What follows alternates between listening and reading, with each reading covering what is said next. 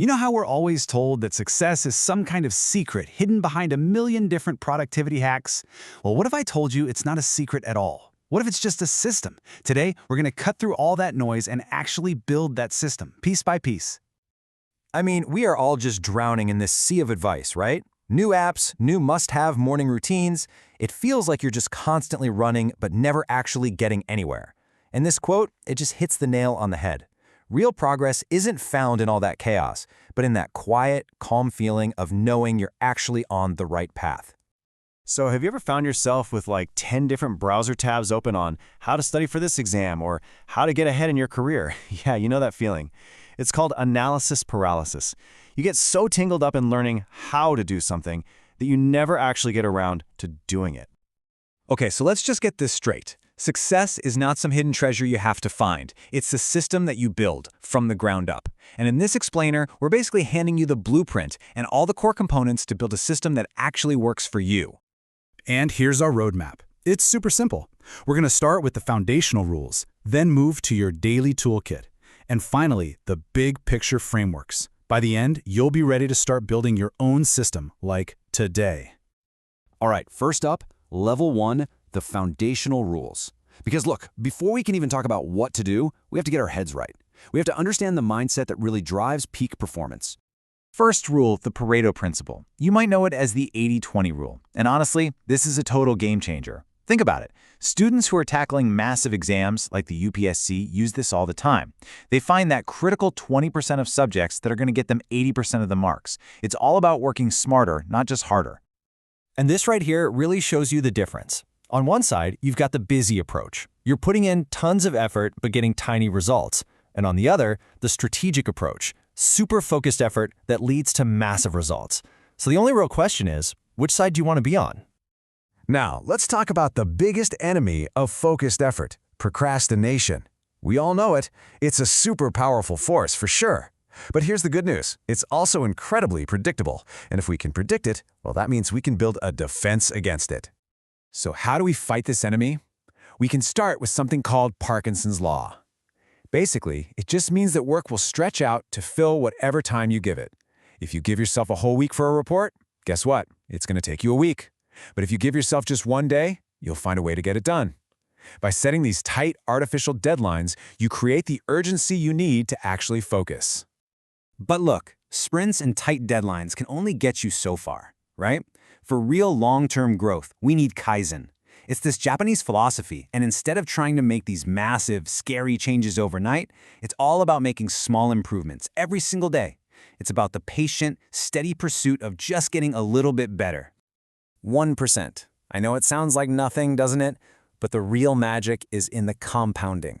Getting just 1% better every day doesn't mean you're 365% better at the end of the year. You're nearly 38 times better.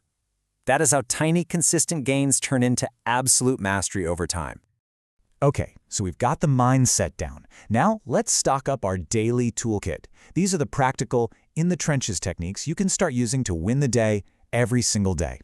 First up, the Pomodoro Technique. This is absolutely perfect for anyone who's staring down long study sessions or huge blocks of work. You just break your work into these focused 25-minute sprints. It stops you from getting mentally burnt out and keeps your focus razor sharp.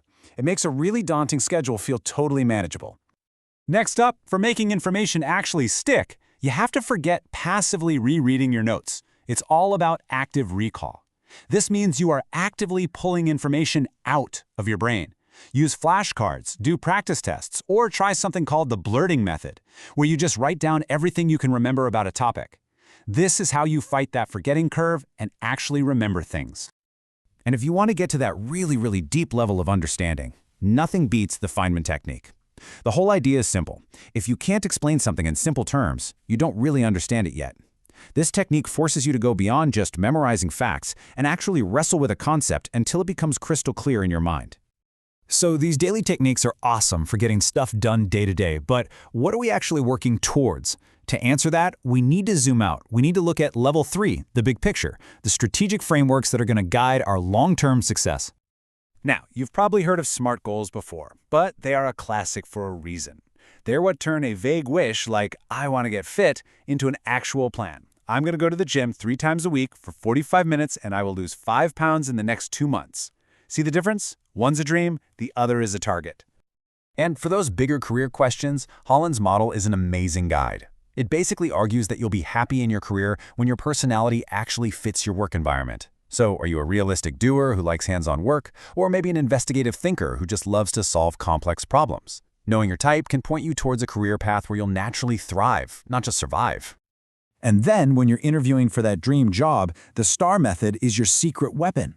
Instead of just saying, "Oh yeah, I'm a great leader," you tell a story. You describe the situation, the task you were given, the action you took, and, most importantly, the positive result.